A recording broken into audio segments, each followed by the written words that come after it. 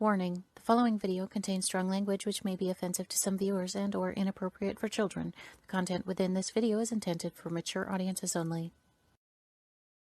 Welcome to Everything Yet Nothin. Here's a hillbilly in eyeshadow who's looking fabulous and talking about anything yet something. Get ready to chew on a blade of sweet grass and talk about a variety of LGBTQ topics to the lifestyle of a gay hillbilly. Watch out, folks. These hills don't just got eyes. They got themselves a vodcast. Now, here's T-Roy. Hey, and welcome to Everything Yet Nothin. Oh my God, we have a show for you. Actually, it's a 3-part.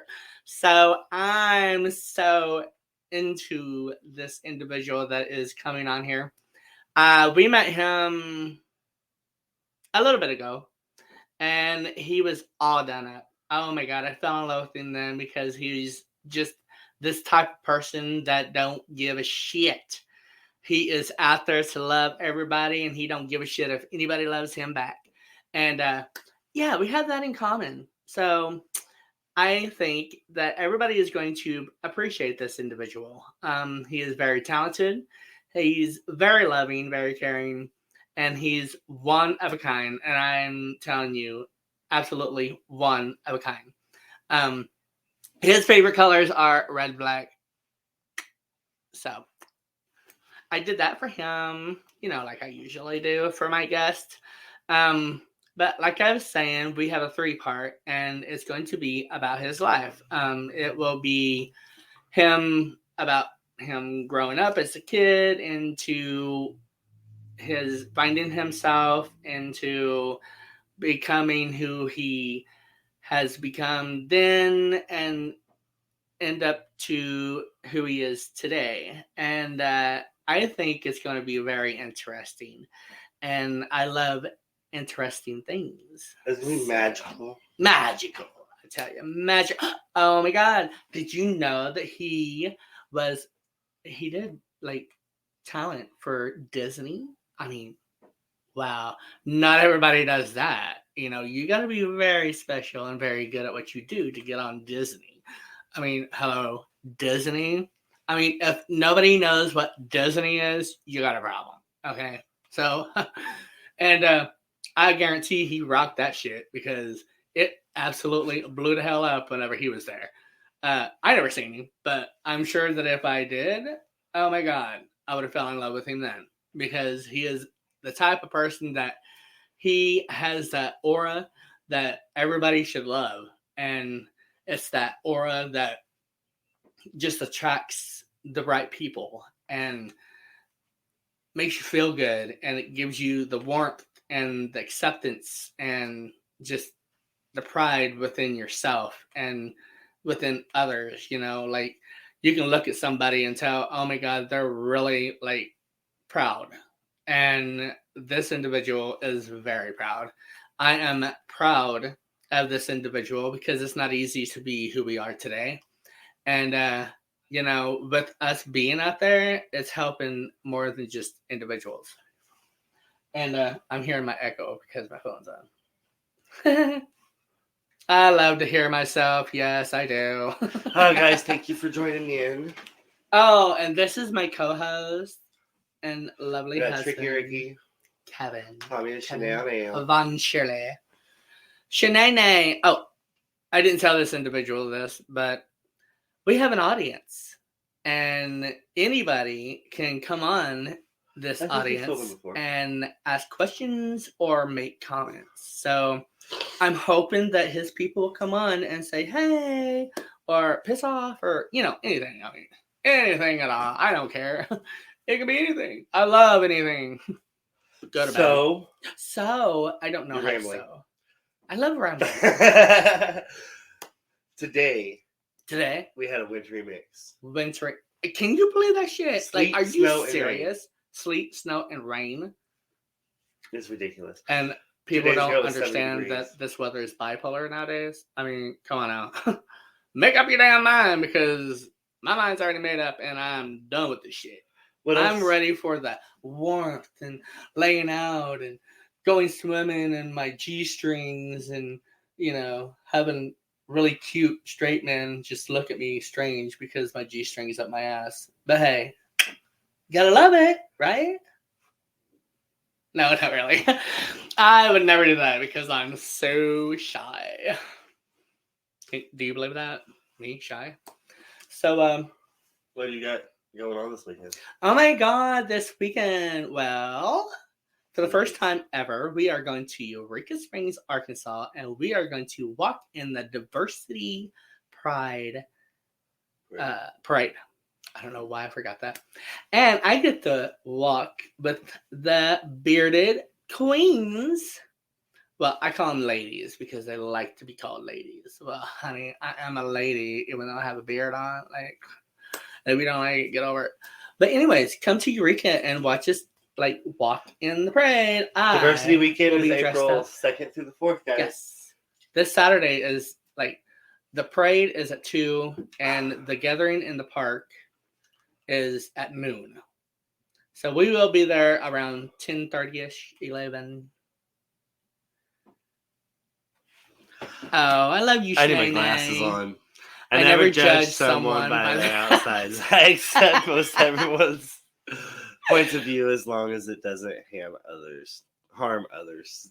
Of course. That's the way to be, hun. Be happy. Exactly. Bye, happy. You know how he calls you Shanae and Shanae and all that? Now. The other Shanae. day, we have someone at work, her name's Renee.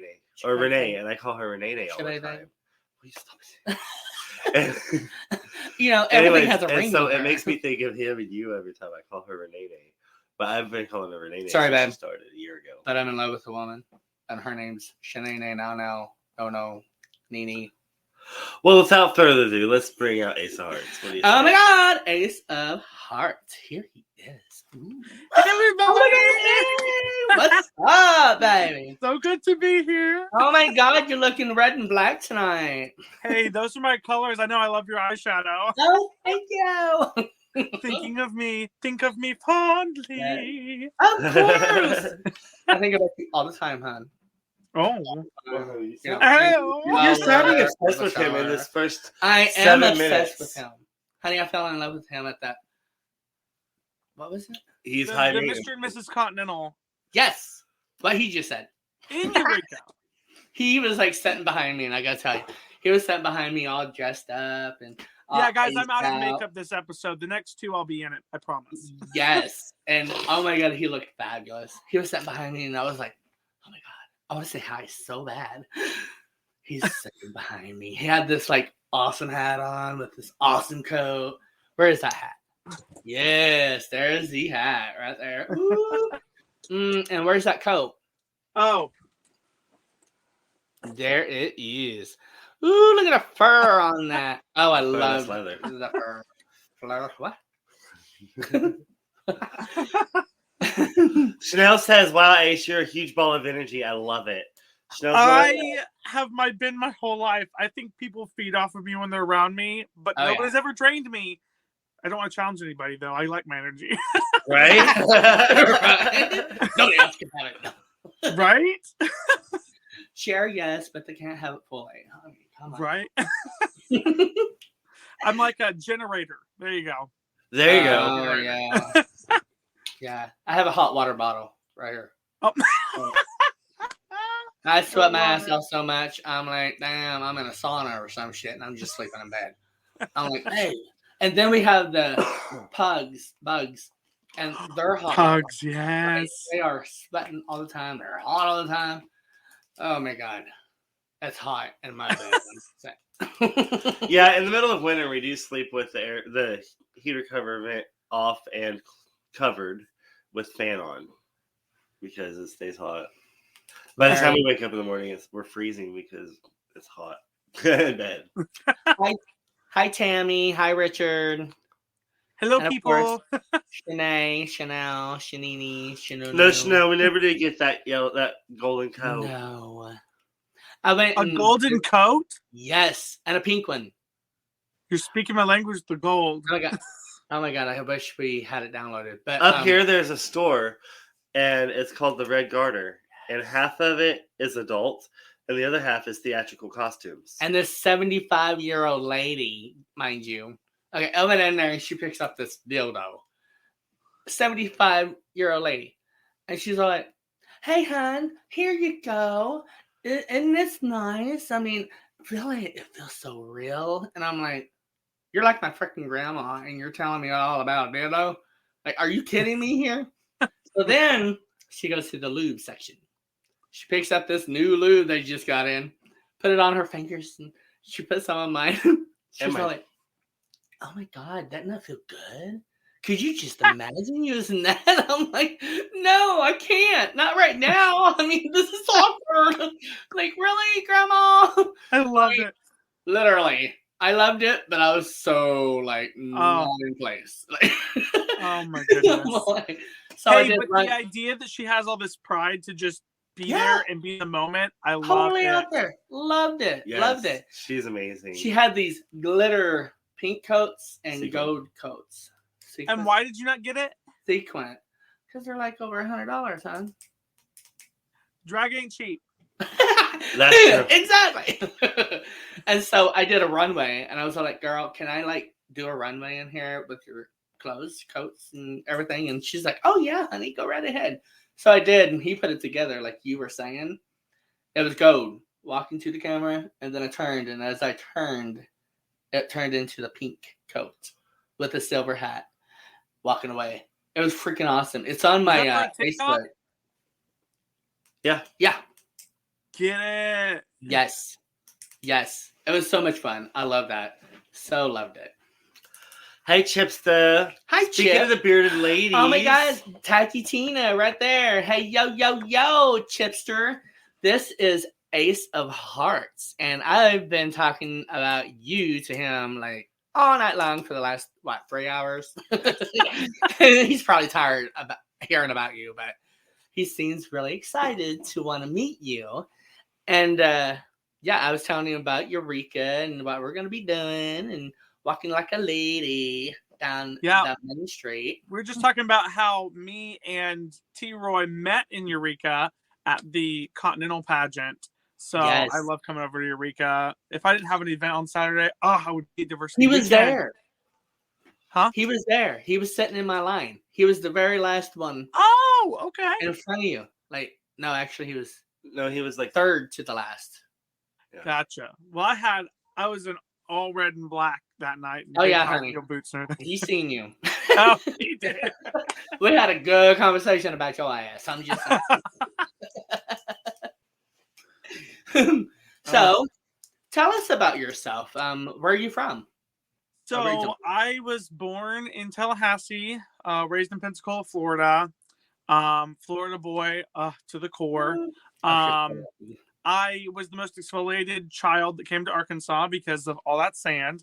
And then we moved here because of Walmart World. That seems to be why everybody moved to Northwest Arkansas. Right. Growing up, I was always the kind of energetic, vocal kid, but super well behaved. My family raised me very well. I guess you could say I was raised as a Southern boy that knew respect and everything like that. And have always been a theater person. My grandparents were theater. My mom was in theater. My mom used to travel and do like Lily Tomlin skits just to get paid here and there to perform. Oh, yeah. And so I grew up in a very performance musical household. And I was the one that any opportunity. They had Pensacola Children's Chorus. I was in that. Like, it didn't matter. I had a chance to perform. I was there. I can see that. But I grew up, I had my mom and dad till I was 3. My father was abusive, so they handled that situation very carefully. My family was very quick to get me counseling and help and a lot of things like that, which we can go into detail about later.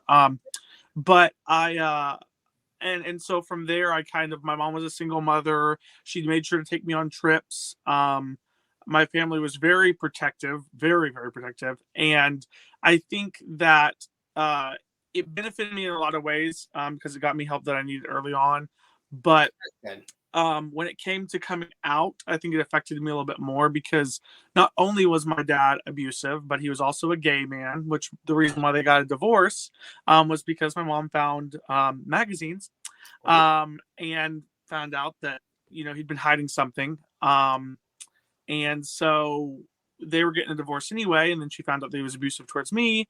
And so when it came time years later for me to come out, I think my family didn't receive it as well. Because the idea of having somebody who was abusive in the household and was a gay man, and then you're like, my kid, is gay, I think that's why it was more hard for them to accept. Plus, of course, the traditional storyline of, well, it's gonna be a hard life for you. And I'm like we all say, do you think I would choose it knowing it was a hard life if it wasn't part of me and who I was? Really? Mm-hmm. I like how you say that, we all say, because that's one of my things. It's my go-to. They're like, why would you choose to be gay? I'm like, you think I would choose this? I mean, yeah, I like it at all, but I wouldn't choose to be hated against. I wouldn't choose to be called discriminatory names. I wouldn't choose to have a chance to get murdered or killed or beaten or, I mean, like. My mom's biggest fear was, because when I came out was during the Matthew Shepard era. So, of course, that just happened like a year or two before that. And then I came out and she's like, what's going to happen to you? Because I'm from a town of 500. Kansas, Oklahoma. It's right up 412. But yeah. My family's from Broken Arrow, Oklahoma. Oh, really? Yeah, a lot of my family is. I think my grandfather was in the military, and so that's when the family really started moving around a lot. And then my mom started traveling a lot. And she was pretty hip in her young years. And then where they settled, and my mom settled in like Alabama and that kind of area, and then gravitated towards Florida. And that's where the beginning of my life was.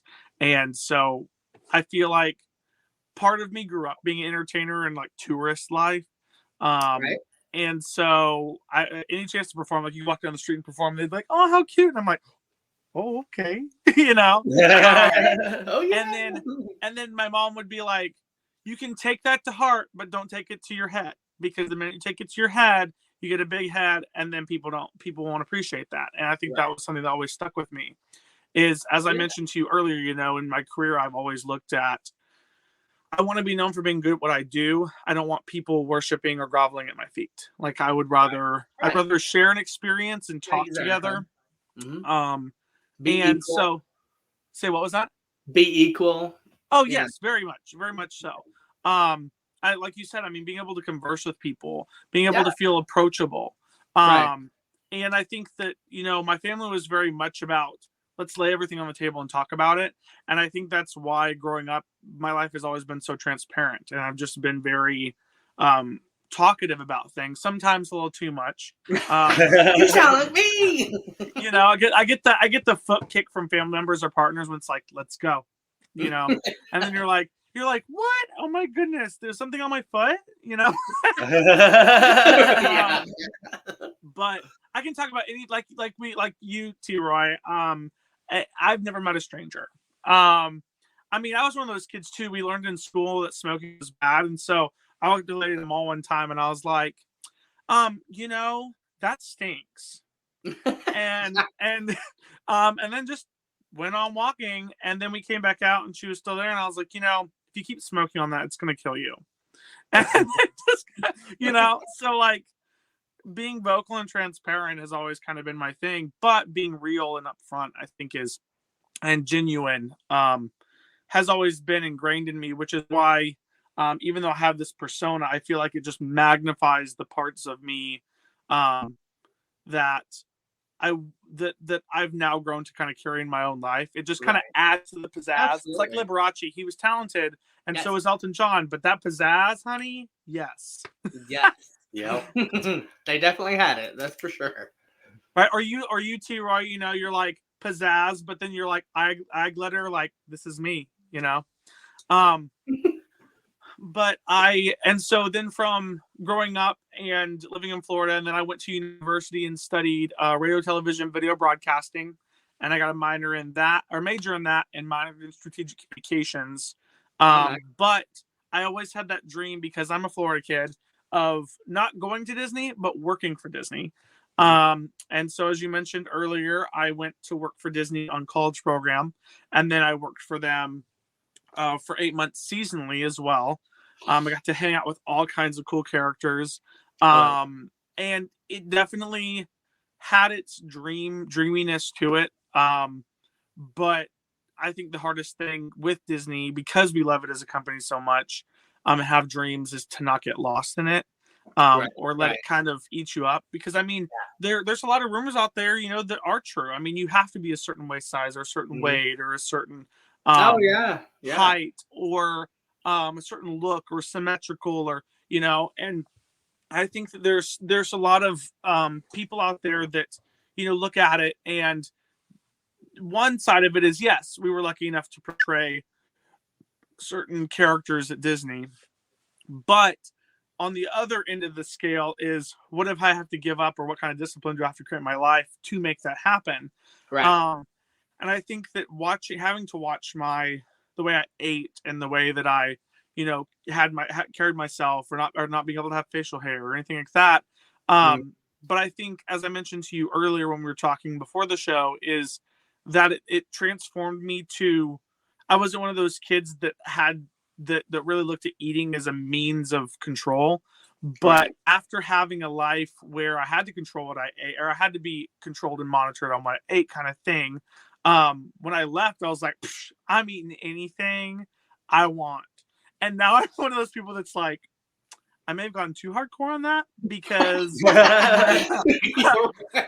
I'm like, when my pants are rolling off of my belly button, and I'm having to, then you're like, okay, I don't care what size it is. If it has a stretch to it, it's going to roll.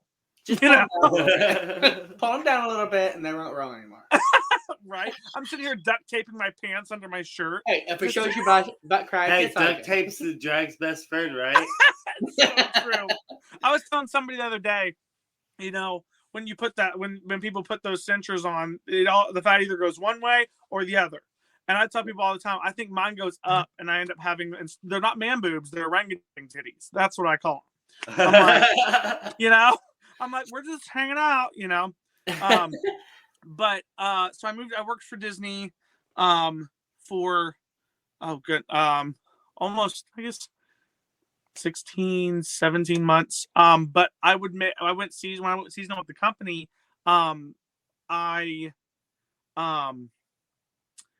would drive down there to get my hours, and I wasn't making enough money I was only making enough to drive back home. So I wasn't making a living, and so it became one of those things that it was really hard to maintain. And then, kind of getting pulled out of it, I realized, like, there were some good things and there were some crazy things. Are we getting any questions? Do they just pop up? Yeah, we have one question, and Sure. that is from Tony, which is Chip's husband. And it is, hey guys, does Ace of Hearts do bearded drag like the Eureka bearded babes? So I actually am more of a drag personality. I was a drag queen for about 6 years, which we'll get into more detail, the next show. But just to kind of preface it, I was a drag queen for, I guess you could say 6 years. I took a good break in there, a good break. Yeah. But I guess I could say I've been at drag for 6 years. That's probably more logical about it. And I did the whole drag queen thing, and I enjoyed it when it first started, but I think it was part of my coming out story. And I'll go into more detail here in just a minute about that. But I jumped into drag kind of as a way to rebel, and I was like, it's a chance to perform and look at my feminization, and I loved it. It was great. But I think over time it kind of dwindled, and I felt like I was disrespecting the space in the community and taking up space in the community as a performer, when I really wasn't in love with drag anymore. And there's so many people who that's their heart, and that's their life, and they're so into it. And so to take that step back and allow the opportunity for other people to come in and perform, I think was a logical decision. And so when I took that break, I stepped back, and I was like, one thing I learned in drag is if there's somebody wearing heels and they need to take them off because they're walking up hills and stuff, I will carry them. Believe me, walking in heels ain't fun. Which I've learned, walking in platform shoes, depending on the shoe, is also just as crazy. But so prefacing kind of what you asked about the bearded drag, I actually went to a drag show a friend was hosting, and they were kind of having trouble juggling hosting, music, everything like that. And they're like, hey, Ace, would you host? And I'm like, give me a jumpsuit, a wig, and put some makeup on me, and we'll see what happens. Let's make some magic. And so I kind of did more of like a boy glam. Like you take Elvis and Elton John, I guess you could say, and kind of mesh them together, or Elvis and Liberace and mesh them together. Add Adam Lambert in there somewhere with the makeup. That's kind of more along the. I know that's a lot of people having one baby, which is me. And so I consider myself a drag genie or a drag personality. And if you watch next week's episode or the following week after that, you'll kind of get to see a bit of my look, or you can go on social media and see a lot of my looks on there as well. Under Ace O Hearts. O Hearts is the last name, kind of like O'Hare, Eureka O'Hare, but it's O Hearts. But through that, I think I found an ability to feminize myself and kind of show my personality a little bit more. And that just added to me being kind of more transparent in the world. It's kind of like I can have this best of both worlds, like the whole Miley Cyrus kind of Hannah Montana thing, except for I'm not hiding it. Like people know that they're like, people will see me on the street like, hey, Ace, and so be it. But I would eventually, as I mentioned earlier, like to being able to bring a huge, big queer Liberace, Elton John persona to Branson and have my own show, people. So come on, let's get it started. I mean, I sing, I do magic, I ventriloquize, you name it. So let's make it happen. But to kind of take a step back, because I mentioned, going into my coming out story, because I think that's us gays love to talk about our coming out stories. But as I mentioned, I came from a very protective and a very conservative household. And I can still consider myself a very Christian gay man, but I was raised in the church in a sense that homosexuality was bad, and of course, coming from a father that was abusive, that was also gay, it was one of those things where it was like, oh, this is really bad.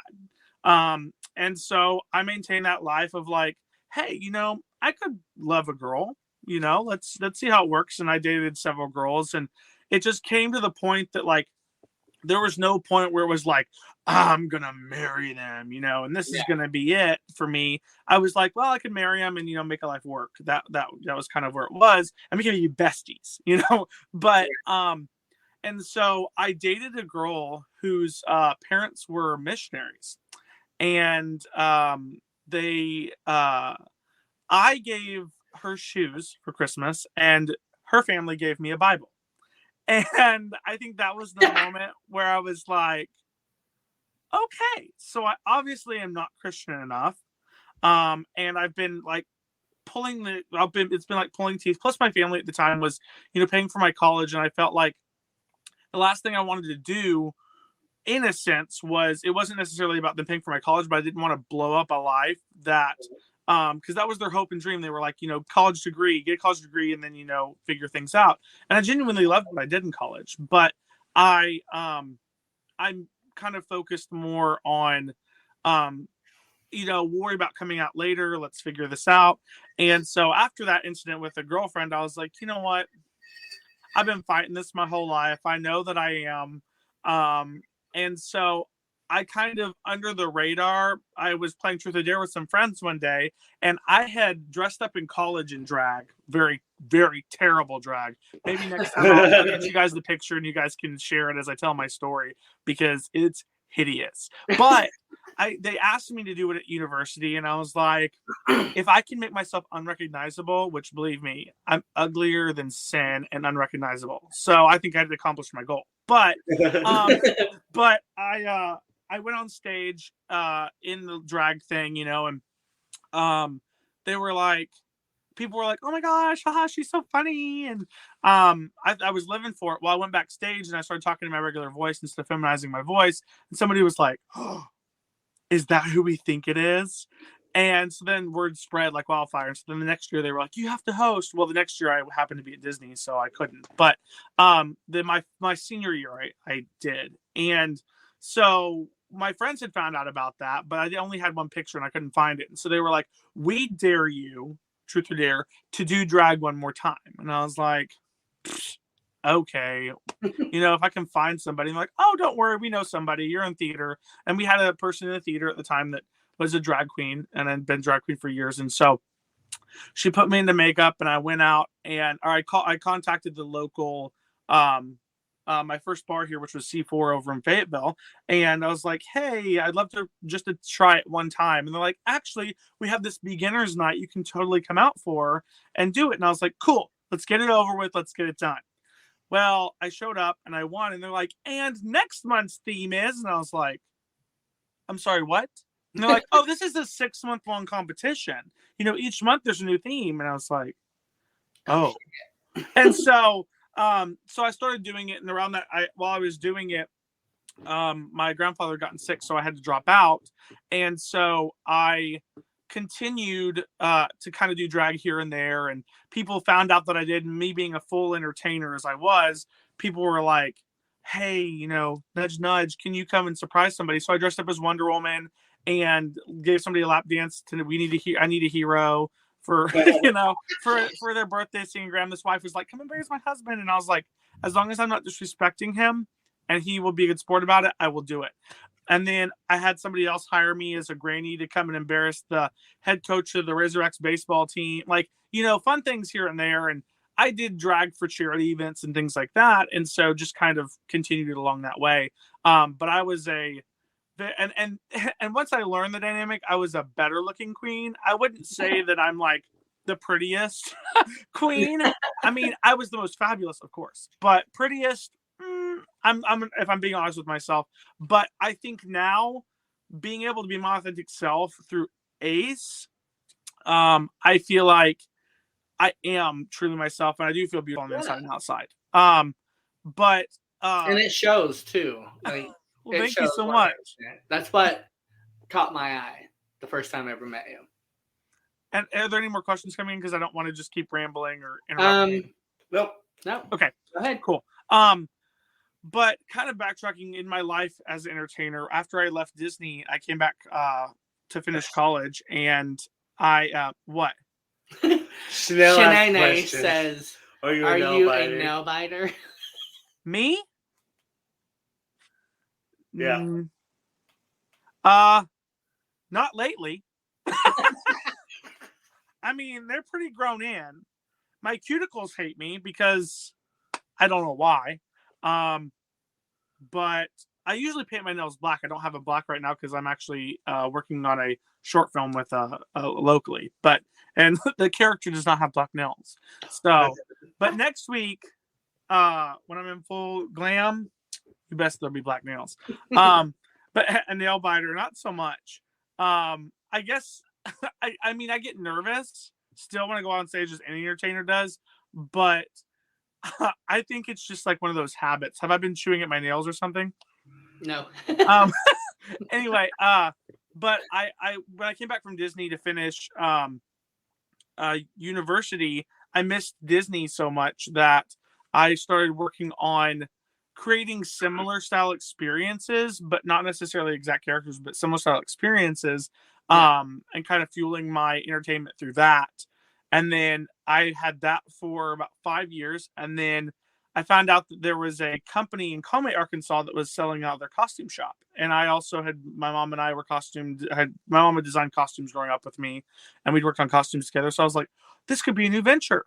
And so I owned a costume shop here in Northwest Arkansas also for 3 years. Nice. Being an entertainer and costuming, and we had a lot of queens that came in and asked for things. And I was like, there is no plus size stuff that I can offer some of these, you know? And so I just kind of started building, even more costuming and, working on headdresses and stuff. Oh my God. Yes. Show what you showed me earlier. Oh, so I'm doing a show tomorrow for April Fool's Day, but it's a comedy show. And so I just finished building this big headdress, which if you don't recognize it, it's King Julian from Madagascar. So I'm doing a whole like the move it number and wow, you can really dance. And I have a big coconut bra kind of thing. And it's super fun. My go-to, of course, traditionally with a lot of my meet and greet stuff or performance stuff is very hearts based.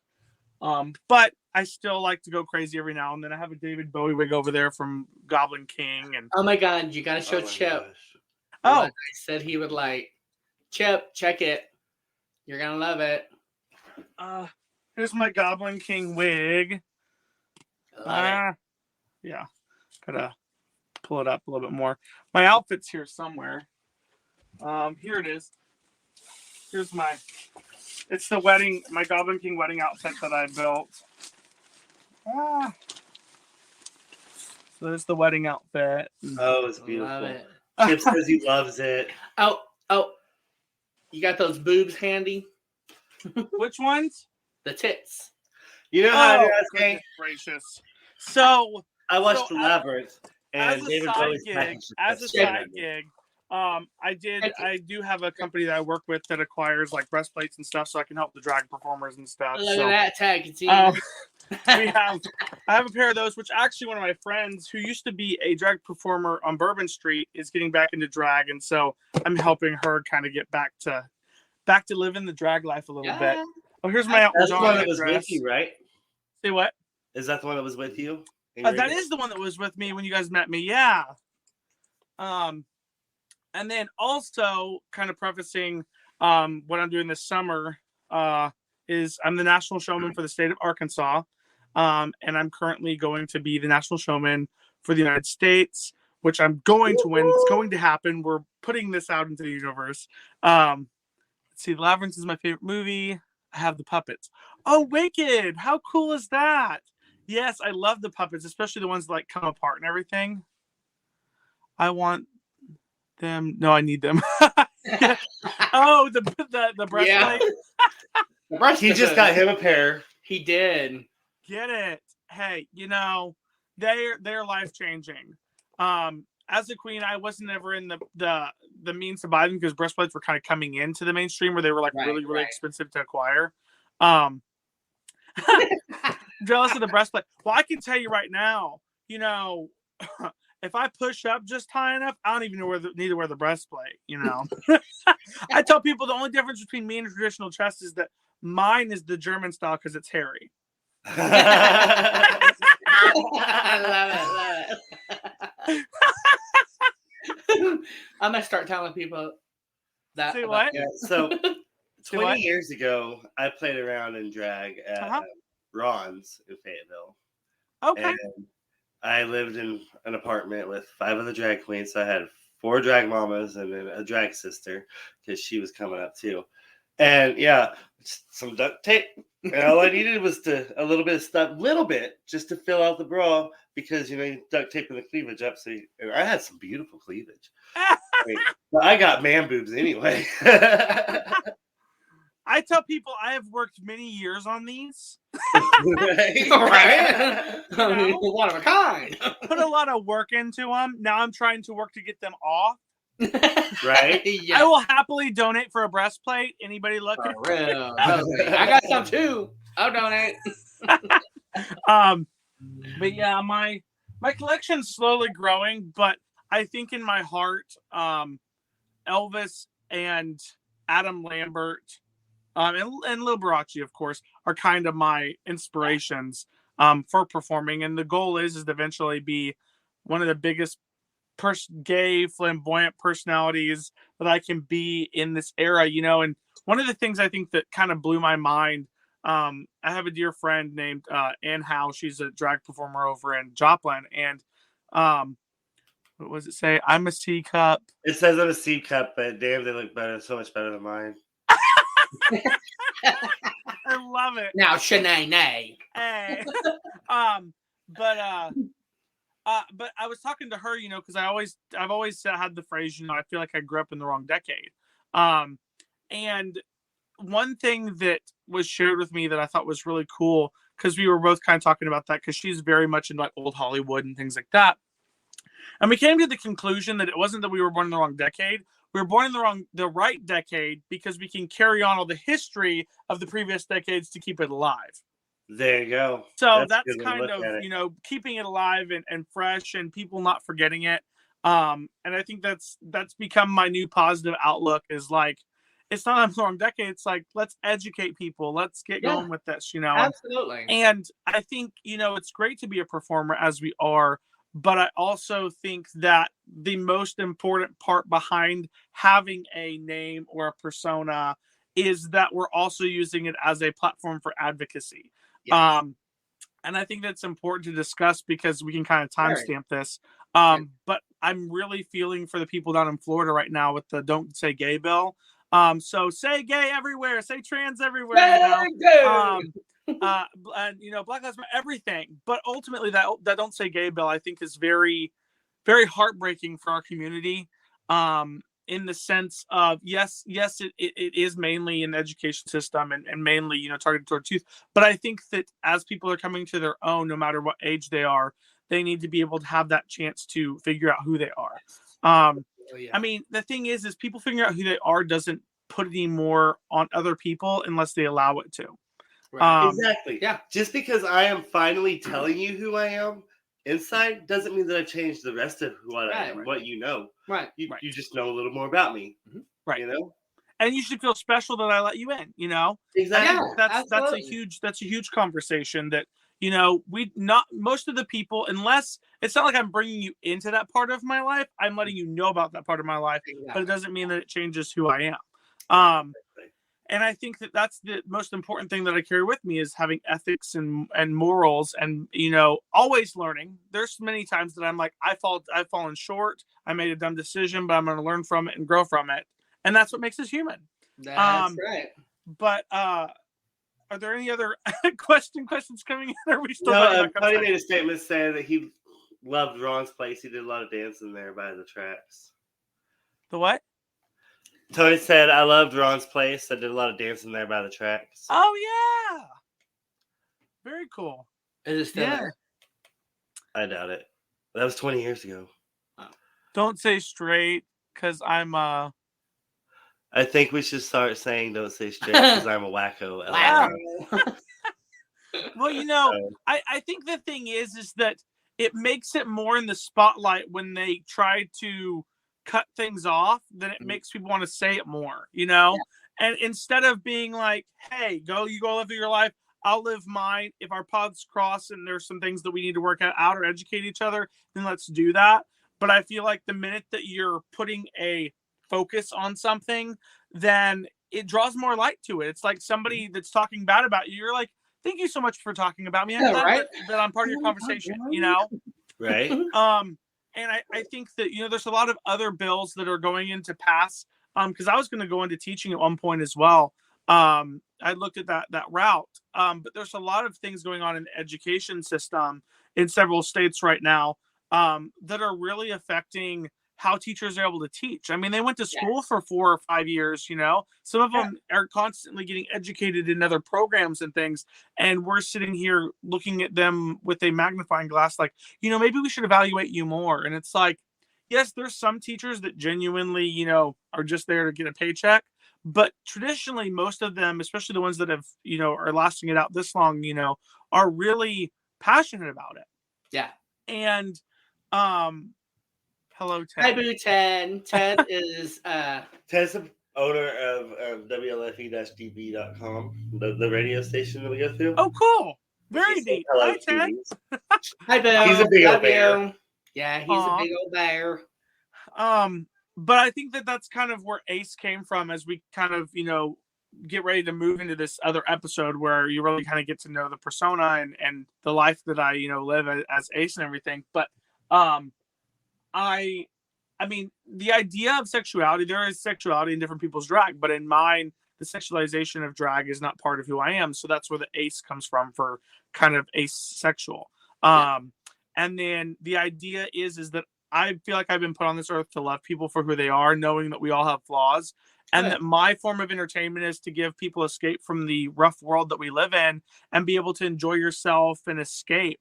And that's kind of where the hearts part comes from. And so my name really, truly is who I am as a genuine person. I mean, of course, I have faults and I have, you know, issues and things, but it's for me to work through, not for me to put on you to have to deal with as well.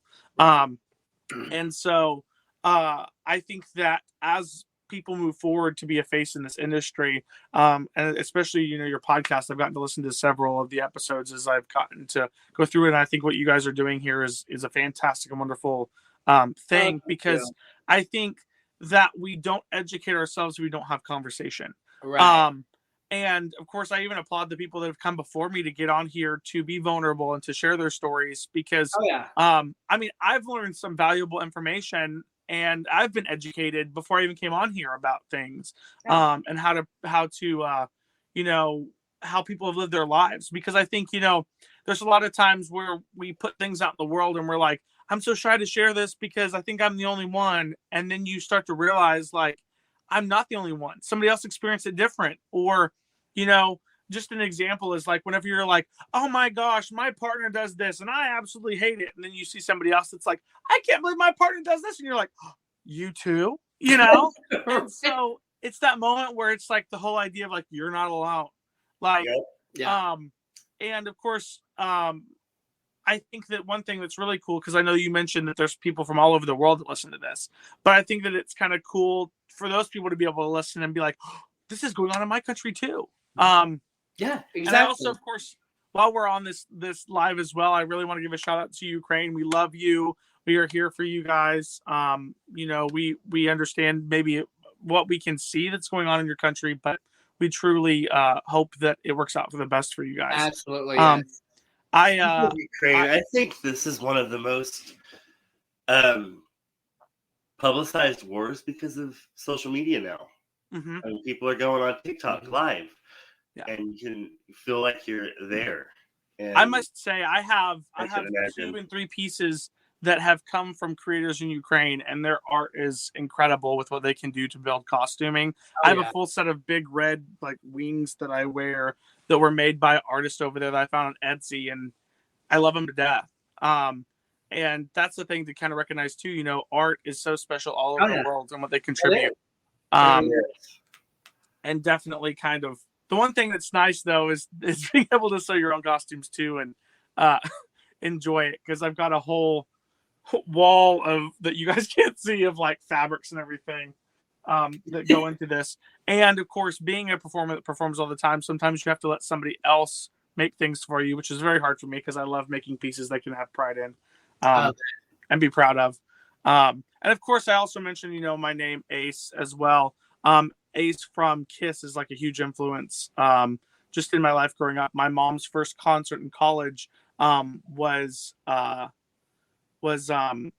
Kiss, and my first concert to ever go see, and my mom took me, was Kiss was Kiss as well. And so I actually have a full Kiss inspired outfit that I wear that's got like metal looking hearts and stuff all over it.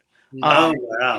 But one thing too to kind of mention, because I really want to preface this, is like, in growing with our families, and we kind of discussed this even the two of us before this, but I think that's one thing we have to think about is sometimes your family will accept you, but sometimes we have to grow with our families, or we have to give other people a chance to retain things and have time to themselves to grow as a human being and realize that, again, like we're the same person that they knew all along, or those kind of things. And I really want to put out there that, my mom and I are in a great place now. I mean, we really are.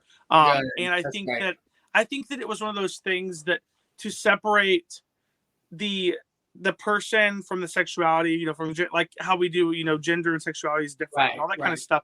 I think it's important to look at that as a piece of somebody, but it's just like any relationship, even a significant other. You can't love everything about them. There's some things that you're like, oh no, can't happen, but you're like, but I'll put up with it because I love you. But sometimes I just want to knock you out, They just want to pull the Rapunzel from Tangled and just over the head with a pan. But my mother and I have grown a lot, and there's certain things that, you can't expect somebody to accept about you. Because at the end of the day, the one person that needs to love you is yourself. Yes. And I think that there's a level of confident love versus arrogant love. And for me, that's been a journey. I wouldn't say that I'm an arrogant person at all, because I'm not. I've worked so much in my life to just be thankful for what I have and the opportunities I've gotten. But I feel like there are moments in our lives where we're like, look at me, and then you have to remind yourself like, hey, but how did I get here? Right. And really remember those people. Of course, there's people that are like, remember me when you get famous. And I'm like, you may have to remind me, but I'll remember you, It's not one of those things that it's like I'm intentionally forgetting you, but we have so much, especially since COVID. Yeah. There's so much going on in our lives that people are having to rebuild. I don't know if you guys heard about the tornado that went through Springdale over here, but it wiped out so many buildings in Springdale. And people are having, in a night, they're having to rebuild their whole lives. What was that? My sister was at work when that happened. Oh my goodness, yes. And they're having to in an instant, in one night, people are having to rebuild their whole lives. And so I think that, what I've tried to train myself to do is if something happens, take a step back and be like, okay, why are they reacting like this? Or how are they, what made them this way? Or, what's happened? Because we can't read people. Like, as much as I'm an entertainer and I read people for a living, there's so much that we don't know. Yeah. And I think, like you said, it's important for us to start having conversations because us having conversations creates more conversation. It does. And it opens others' eyes and their minds. And, we're teaching them, although it doesn't seem like it, Right. And that's a good part. Chipster says, love yourself. Yeah. And Ted said, accept yourself first. Yes. So I've said often, if we could take the sex out of homosexual, then maybe people wouldn't be so offended by it. But we're not the ones walking around with little clones saying that we had sex. The straight people are, because they have the children that have proven that they have sex. So why can't people just forget about what we do in the bedroom? Right. But there's so much more to our humanity as homosexuals than being in a bedroom. We do so much. There's so many organizations that are queer organizations that do so much more work out in the streets in the community and benefiting than what happens in the bedroom. Well, yeah. And, we help others, not just LGBT, but we help those that need help. Right. And with us explaining to others, that's just opening up a bigger world that hasn't been there, that we're putting there. Right. And so no matter if it's us or somebody like us, we're still doing that. Right. And that's what the world needs, I feel. And I think the only way for people to get used to something is to see it more. Yes. I think that's so important because the thing is it's like giving people a space to do something doesn't mean that you support it. But but it does allow other people to see it for what it is. Yeah. Yeah. It really is. Even if they don't accept it, they don't have to be dicks about it or assholes. Mm-hmm. They could just be all like what you just said. They can show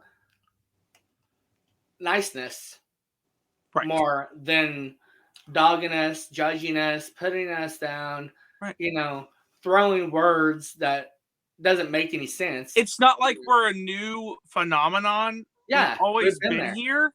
Mm-hmm. And the thing is it's one of those things that, again, the more you push against it, then the more people are going to be like, whoa, whoa, whoa, know? We've dealt with this for a long time. Oh yeah. I mean, one of the biggest things right now, is the trans community and the fact that they're really fighting to be visible and accepted. And I think one of the biggest things that we can do is I can say, I don't know what it's like, but I'm going to be there at the forefront to stand and guard you so that you can advocate, Exactly. And hey, Absolutely. If you want me to stand behind you and represent that way too, let me do it. Yeah. It's just, I'm here. What can I do? Yeah. I think that's the first question you got to ask, Yeah. And then from there, allow them to tell you. Because at least they know that somebody's got their back. Because many of them are strong human beings. They really are. But there's plenty of strong human beings that if they don't have warriors, there's a point where they go down and somebody else needs to be there to advocate. And the thing is it's people look at pride as a sense of throwing it in people's face. And it's like, to me, that's not what it is. No. Now, yes, there are people in any community, not just the queer community, but any community that do go over the top, that can set that bar really high. Yeah. But for us as queer people, It's, what are you comfortable with? How far can you go? I'm a personal big believer in even quiet advocacy, donating the money and letting people that have the experience and have the knowledge take that and move it forward. Right. And I think that that's one thing that people forget is they're like, why aren't these people standing up? And it's like, maybe what they can contribute is money. That's their way of supporting. Yeah. Maybe they don't have that voice. Maybe they don't have the boots on the ground, And so us as a community finding ways to be like, this is what I can do, and verbalizing it or passing it along and being like, take it and move it a step further. And that's in any community. I mean, even with us, supporting Black Lives Matter, even with us supporting trans lives, because as we know, the first big, Pride and everything was a riot, a huge riot, because they'd had enough. And at the forefront of it was our trans, sisters. Yeah. And even thinking of our trans brothers as well that are out there, it's not easy to go through. And so instead of us being the people that are like, well, you do this, it's like, tell me what I can do. Right. Tell me where I can be better. Right. Sure, I'm a human being. I can't be spread super thin. I can only do so much. Right. And that's where other people have to step back and be like, I can't put too much on them because they are human. Right. And so I hope I'm not talking too much. No, you're good. You're good. But I think that at the forefront of a persona, of a radio station, of a TV show, there has to be representation that's like, yes, I am this, but outside of this, this is who I am, which is why I was really thankful that you allowed me to come on it here outside of makeup to really be able to be like, this is me, and in makeup is also me, but that transparency is what's going to get us farther in this world. Right. Yeah. Having these conversations, being able to be blunt and honest. Sure, there's many things we've mentioned on here. There's trauma that gets in the way of that kind of thing. There's things we got to work on. But how do we work through that trauma? Sometimes it's having conversations. Yeah. Sometimes it's a personal thing. But I think that that's the only way is to bring it to light. And my biggest thing is with prides. Last year, I think I did 5-6 prides, and this year I've got other ones that are like, can you come out? And I'm like, I really want to, but if it's during this time, I can't. But in my heart, I'm like, how can I clone myself? I only have one life to live, and we're gonna have to make multiple of it. So, right. Well, it is time for commercial, so we're gonna do a short commercial break, and then we'll be back. Yes, if you need to go to the restroom or grab a drink, go right ahead. I'm gonna run and get something to drink. How long is it? It's about 3 minutes. Okay, cool. I'm gonna run. All right.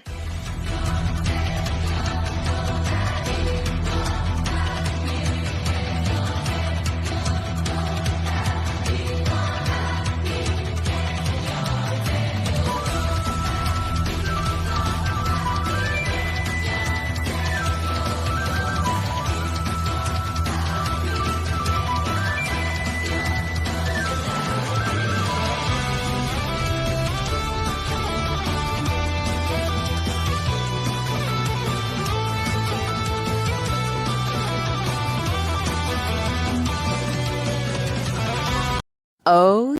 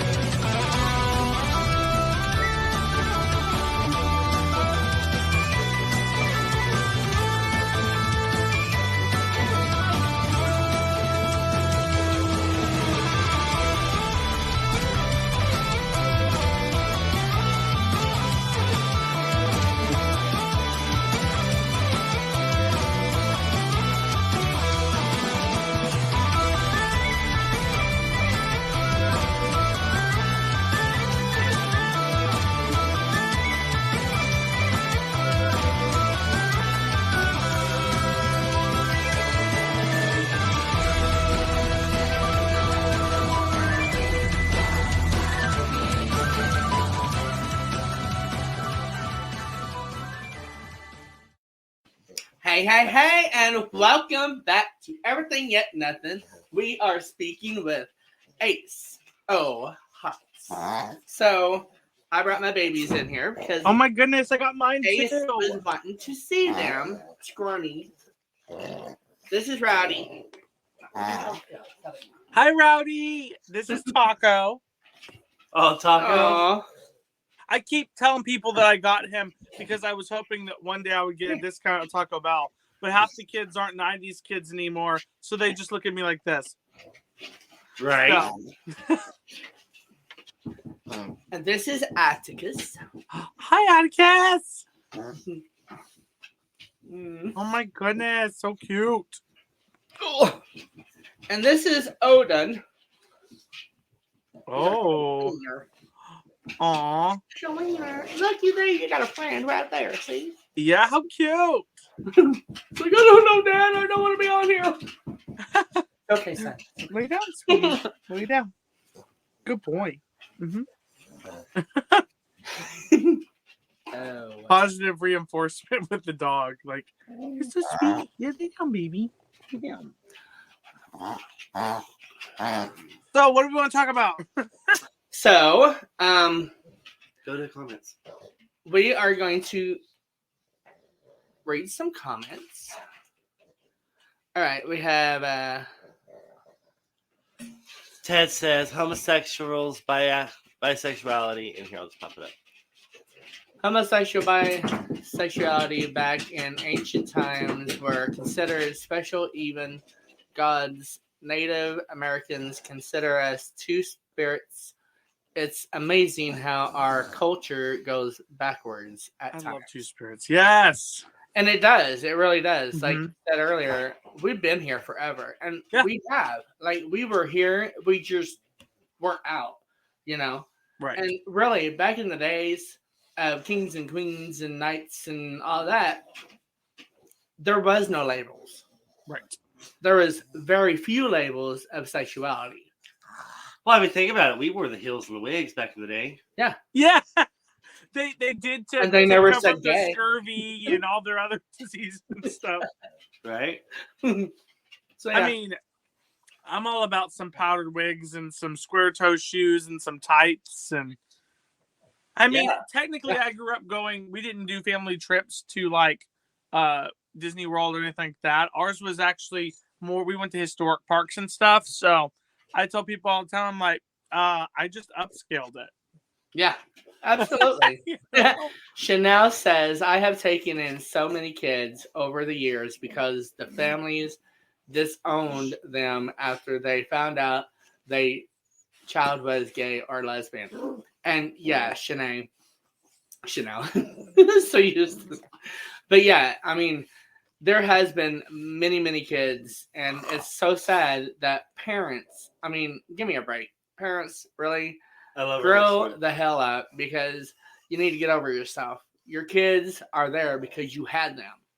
And if you're not going to take care of them, let somebody else take care of them. And don't be dicks, asses, or whatever to them, because they don't deserve that. You deserve to be treated like that. They don't. Yes, to take an older quote, you know, when they talk about couples and they're like, if you don't love me at my worst, you don't deserve me at my best. I think that is the same thing with any kind of relationship, even with parents. If you don't love me at my worst and my barest, then you don't deserve me at my best and my true authentic self. Exactly. Fine. You know? Exactly. And Chanel says human beings are dumbasses. And yes, I agree. Some human beings are dumbasses. Some people can be less educated on topics than And that's others what and it try is. to make assumptions. You know, that's where the dumb comes in. Sorry. That's an old commercial. Guess you need a new one.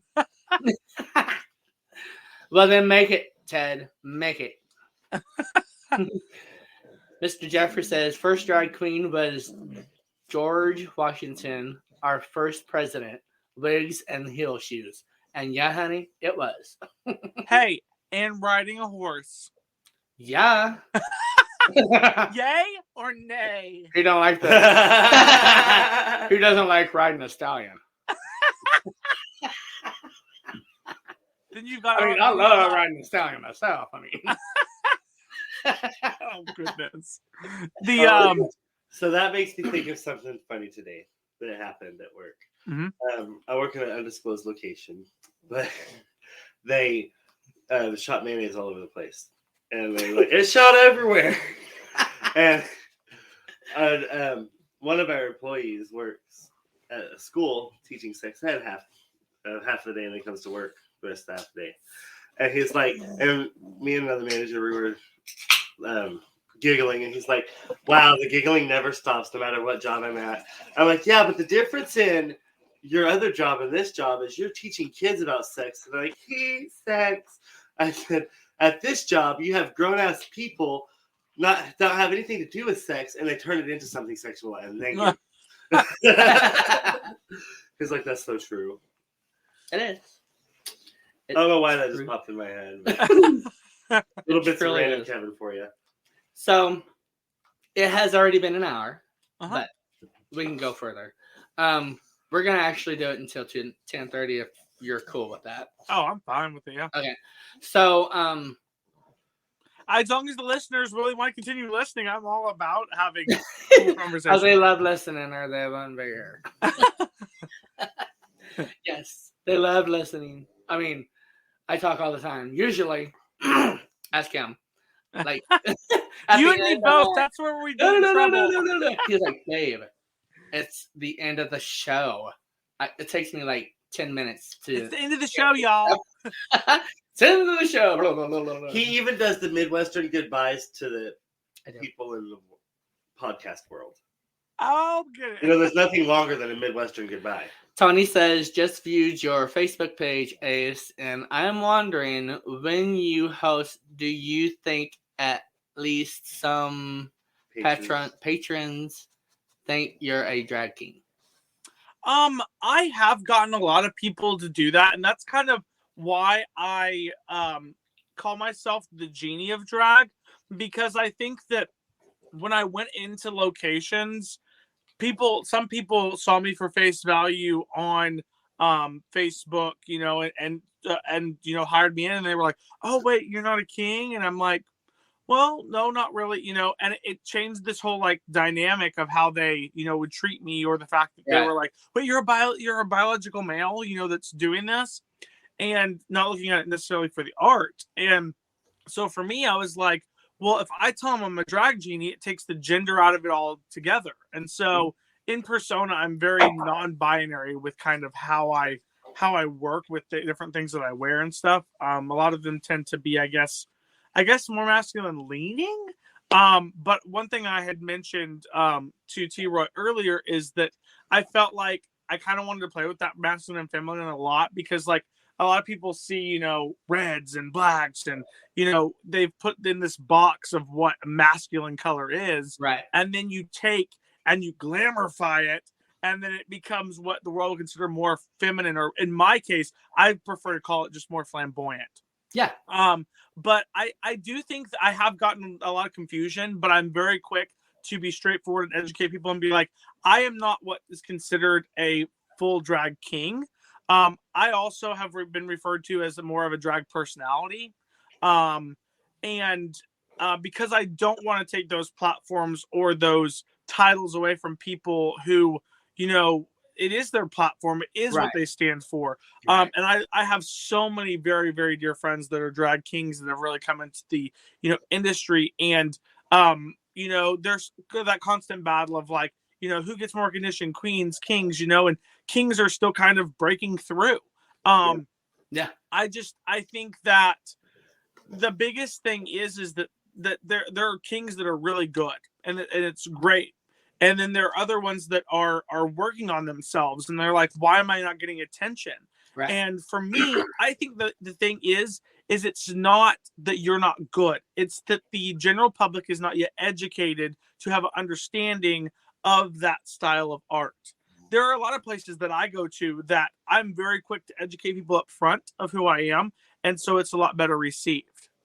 Don't let anyone make you a label. Be more than a category. Correct. And I think that there's also a difference in a chosen label and people labeling you. And I think that for me, being a drag genie, I get so many people that are like, I've never heard of that. And I'm like, because it hasn't existed before, but it does now because I just spoke it into being, Right.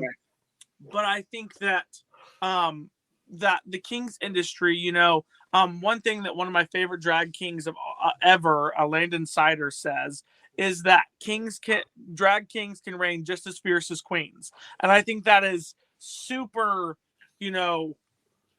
I think that's super true. I think that you should never doubt the strength, the talent, or the abilities of anybody. Yeah, absolutely. Even when they prove it to you, because people can grow. Yeah, they can. I mean, People can grow. People can change. Right. There's been many times that, we spend our whole lives adapting, but the problem is that some people, you can choose not to adapt to something, but that doesn't mean that other people have to do the same. Yeah. And sometimes it does. Some people can't change automatically. They have to adapt. When you've known somebody a certain way in part of their life, and then they're like, that's not who I was at all. Right. This is my authentic self. And you're like, thank you for sharing this with me. I'm so glad. Let's see. I want to be a drag mama. That is a possibility. I have some great friends. One of my drag daughters is a diva, which is a over feminized female presenting in drag. We have some fierce ones up here. One of them just did Miss Diamond US of A Diva, and she just won this last weekend. Nice. Super incredible. My drag daughter went and competed in that. And so there is a place for drag mothers and stuff out there, but I don't want to have to wear my. Hey, you can define your own lines of what a drag mother is. I mean, there's all kinds of different things. I prefer to look at it as, there's a lot of people that are like, some people are too young in the industry to have drag families. Yeah. But for me, the way I see it isn't there is, of course, the thing that was in the drag community a lot that was, drag mothers were those that took newcomers under their wing and developed them. Yeah. But some people just need a chosen family to feel like they exist and that they're appreciated. Right. And so sometimes drag families for younger performers, what did you say? Bearded drag is suddenly a thing. Have you done drag with your beard?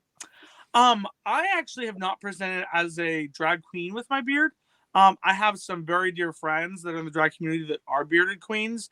And as I say every show, and I have my audience repeat back to me, I am a firm believer that all drag is valid, because as I see it, it is an art form. And therefore how you choose to express yourself is your own way. Yeah. So bearded drag, I still see them as queens. If that's how they want me to present them, that's how they want me to talk to them. One thing I think that's true, and yes, some people think it's more of a chore, but I'm always a big advocate of walking up and being like, how do you prefer to be referred to? Or how do you, what are your pronouns? What are, really getting to know that person, because I think once people realize that you value who they are, then they begin to respect and value who you are on a similar plane. And so this bearded drag thing, I think it's incredible. In fact, one of my friends is currently on the road to Miss Bearded Empress in Orlando to compete this weekend. And she is so full of talent. She's given so much of her life to the drag community. And for a long time, she didn't do the bearded thing, and she felt more comfortable with it. And she's doing so well in the industry for bearded drag. There was also a bearded drag queen on Queen of the Universe this last season with a gorgeous voice. And I think that bearded drag, like I said, I know we have some of the viewers that watch that are bearded drag queens, but I think they're just as pretty as any queen out there, They just tend to wear more hair on their head. Right. They just had to spread the hair out, You see Queens of the Universe? They had a bearded queen on there. Yes. Is 70-plus-year-old too old to go out in public as a bearded drag queen? Never. You are never too old to truly be able to authentically be yourself. No. So no, not at all. In fact, let them see that beard, glitter that thing up, Oh, yeah. I mean, you have to be able to open your mind to be able to let people into your heart and accept them. And I actually, moving through my drag family, that's one of the biggest things that I love about my drag family. I have a diva in my drag family. I have a drag king in my drag family. I have a drag queen in my drag family. And diversifying, to me, my drag family, even though it's more of a mentor style thing, I still treat them like that because I'll be there for them as much as I can. With being a busy performer and being able to travel and stuff, it's as hard. But when I can be there in more than just drag, I think that's what makes an authentic family. And in fact, that bearded queen I was talking about earlier, she has an incredible drag family, and they are really some of her closest friends as well. But Awesome. That's one thing that I really liked about the drag community is the family style of it. Glitter up that beard and sissy that walk. It's funny. I actually have some friends recently, which again, it's kind of looking at the perspective of a show, but a lot of people have been like, well, you should just go on there and advocate for your drag on RuPaul's Drag Race. And to me, I think there are several openings that need to happen for other platforms before what I'm doing is something that needs to be seen on RuPaul's Drag Race. I think it's lovely that they've brought, allowed trans girls to be able to compete.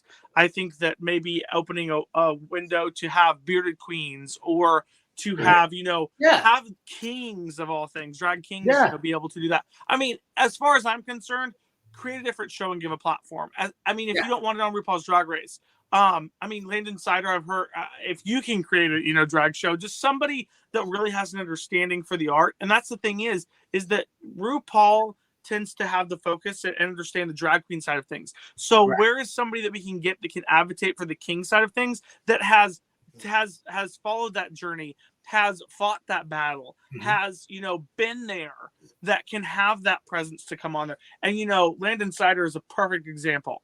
He's fought so hard for this community. He's expanded the art form for what a drag king can be.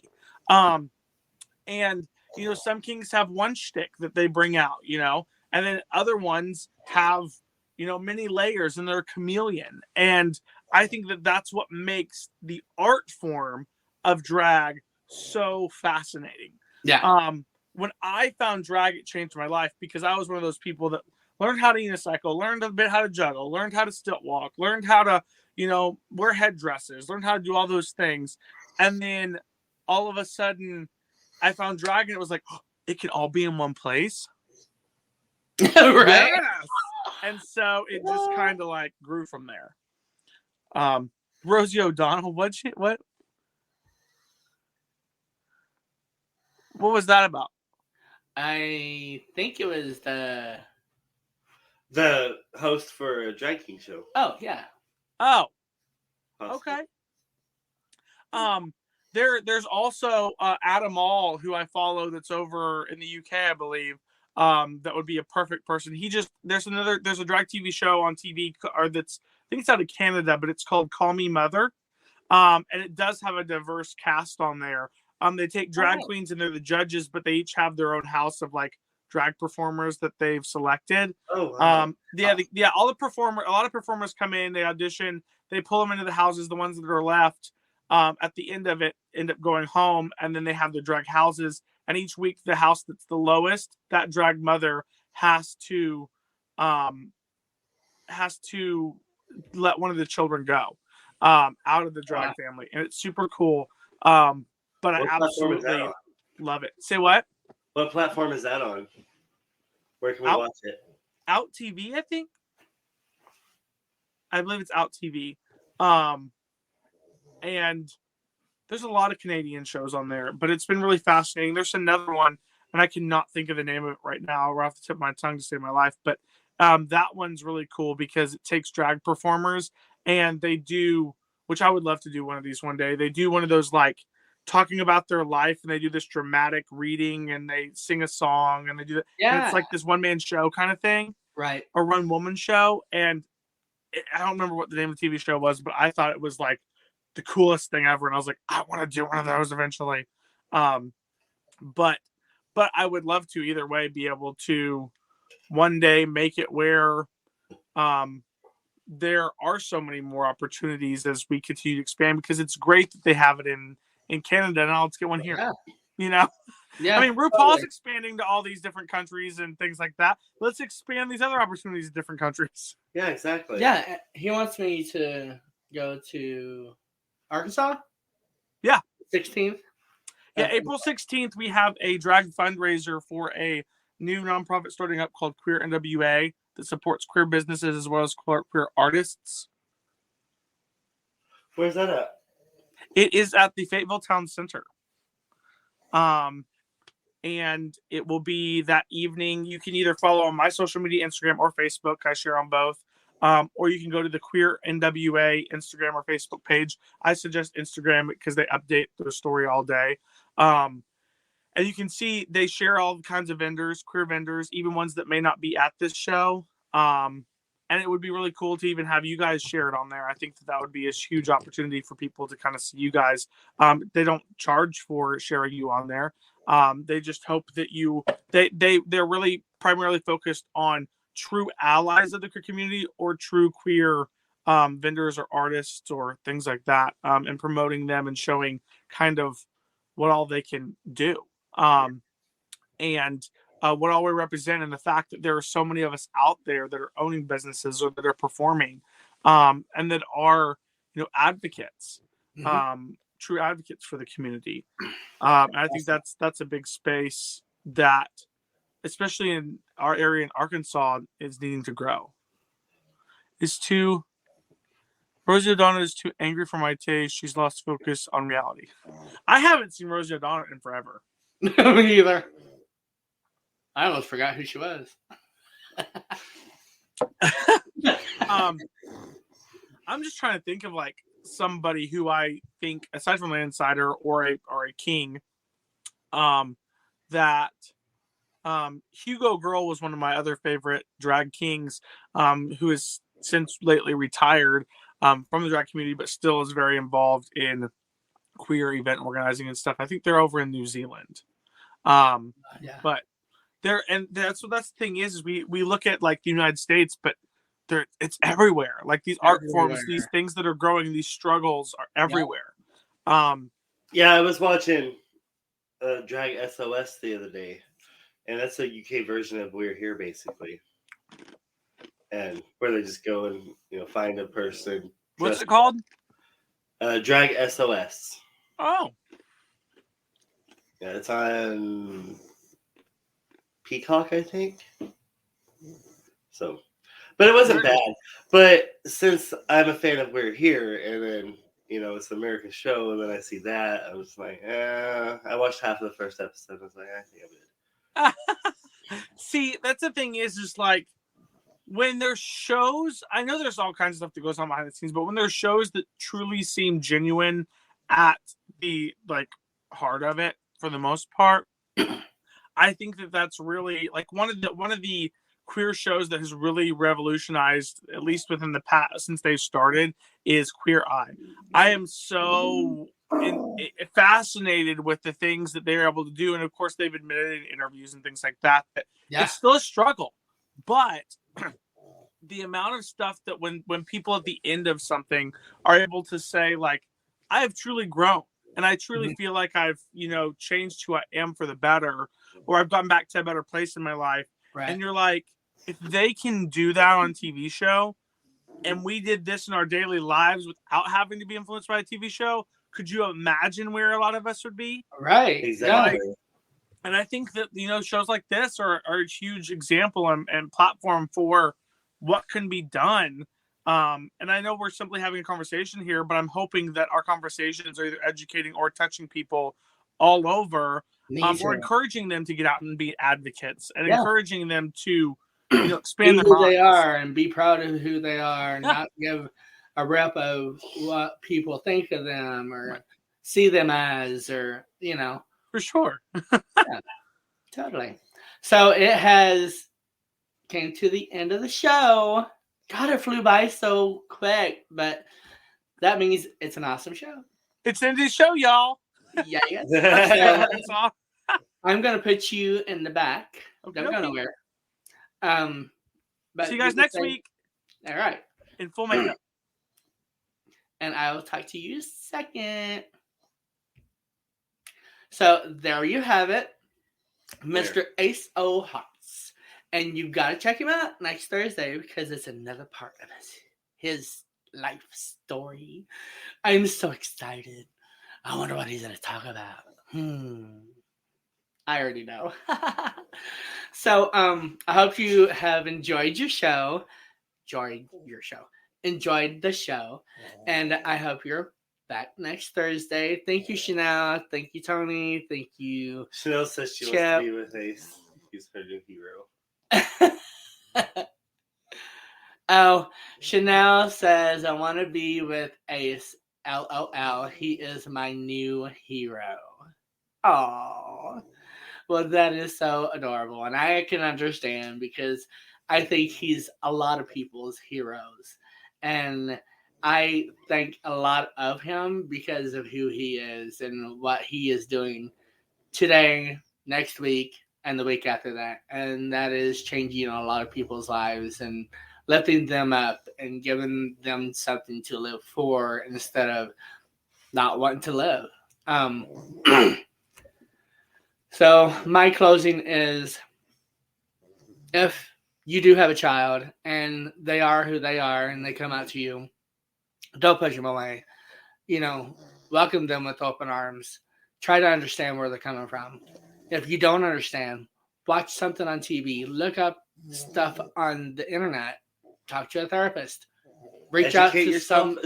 Educate yourself with maybe another lesbian or homosexual or transgender or, whoever, however they are. Don't push them away because you don't understand. That's not right. They're your child. You're supposed to be there 100%. Don't push them away because you may be the one killing them. That's why a lot of children nowadays are killing themselves because they feel like they're living the wrong life. They're hated upon. They're being judged. They're being pushed away. They're being walked on, spit on, shit on. You name it. That's what you're doing to them by pushing them away. Letting them live, making them live on the streets. You don't understand because you're not being pushed away. You're pushing them away. So look at yourself in the mirror and say, hey, would you like it if your child pushed you away, started hating on you, judging on you? You wouldn't. So think about it before you do anything of the sorts to anybody, no matter who they are, how they are. It's none of your business. Accept them for who they are. And don't push them away at whatsoever. If you are a hater, you are the one hating. And if you are a judgmental person, you are the one judging. So before you do that, look at yourself and tell yourself that before you open your mouth and treat somebody like shit. And instead of treating someone like crap, you should choose to be a rainbow in somebody's Exactly. life. Be a rainbow in somebody's life and help somebody else be a rainbow in their life. We'll see you later. So I will see you next Thursday. Peace, much love, and I hope you have a wonderful week because I can't wait to see you and have you see me and Mr. Ace of Hearts and my hubby, my lovely hubby right here. We'll be here. Thank you for next joining Thursday. us, guys. Join us next week. You'll see some more. Love you. Thank you for joining T. Roy and a special guest here on Everythin Yet Nothin. Tune in next Thursday at 10 p.m. Eastern, 9 p.m. Central for another episode you won't want to miss. Until next time, be a rainbow in someone's life.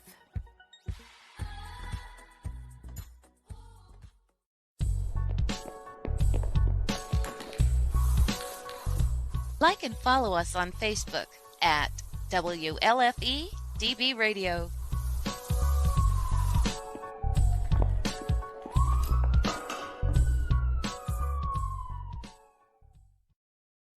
Can you believe that it's already over? Oh, bye. Bye, everybody.